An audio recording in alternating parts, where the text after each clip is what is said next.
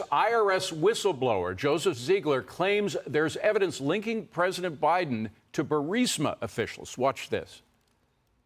The evidence was overwhelming. This was about access to the administration. So access through Hunter Biden to the administration. And it's seen through the emails, the countless of emails that have been turned over. There was former head of ICE that was pulling immigration system for Burisma officials. So there's just a lot of different things that were included in that the evidence clearly did not support removing political figure number one. Charlie Hurd joining me now. Of course, Charlie, political figure number one is Joe Biden, the head of ICE, pulling immigration info for Burisma executives. It sure to me sounds like they were getting special treatment. I wonder why. Yeah, exactly. You know, it's sort of an interesting tactic from Democrats. You hear all the time that, Hunter Biden was involved in all these shady deals and doing all this stuff with foreign governments getting paid. But this has nothing to do with Joe Biden.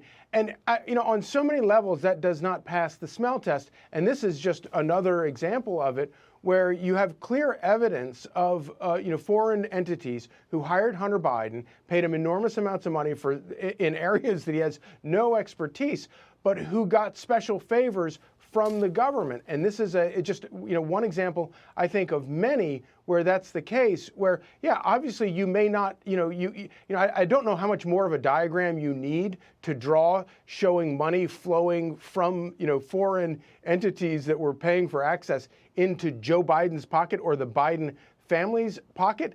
But this is pretty obvious to me. And if Burisma officials or executives were getting a payback for what they were doing with Hunter, I mean, that seems absolutely like there was a quid pro quo. Absolutely, without any doubt whatsoever. It's what you would call bribery, which is actually in the Constitution in talking about impeachment. It's like the word is bribery.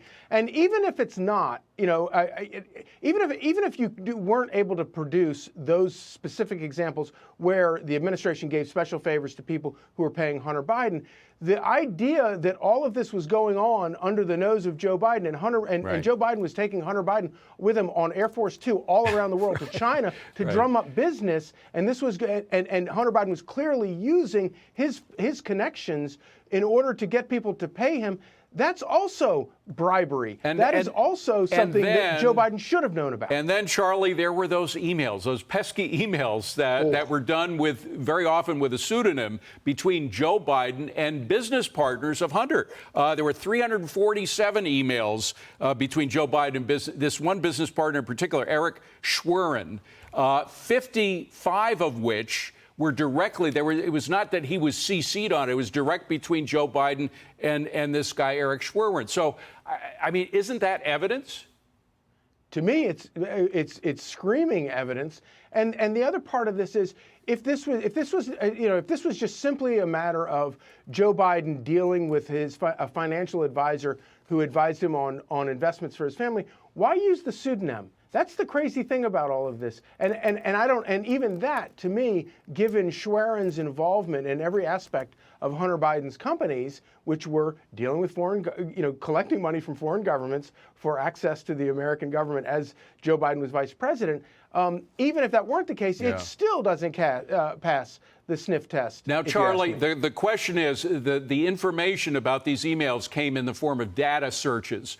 I don't believe it includes the content of those emails. Is there any way congressional investigators are going to get the content of those emails?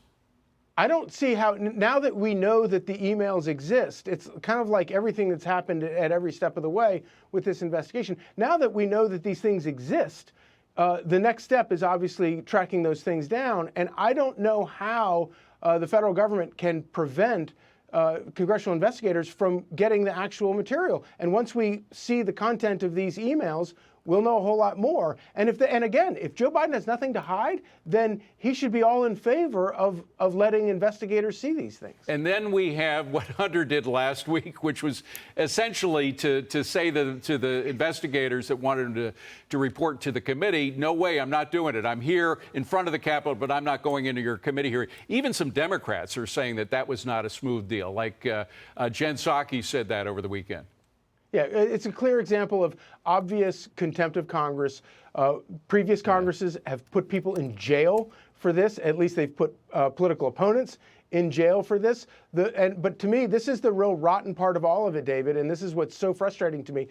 This will not happen, and the reason it will not happen is because the Department of Justice works for the Biden administration, and the Department of Justice will not carry out those contempt charges against somebody that is politically allied with the White House.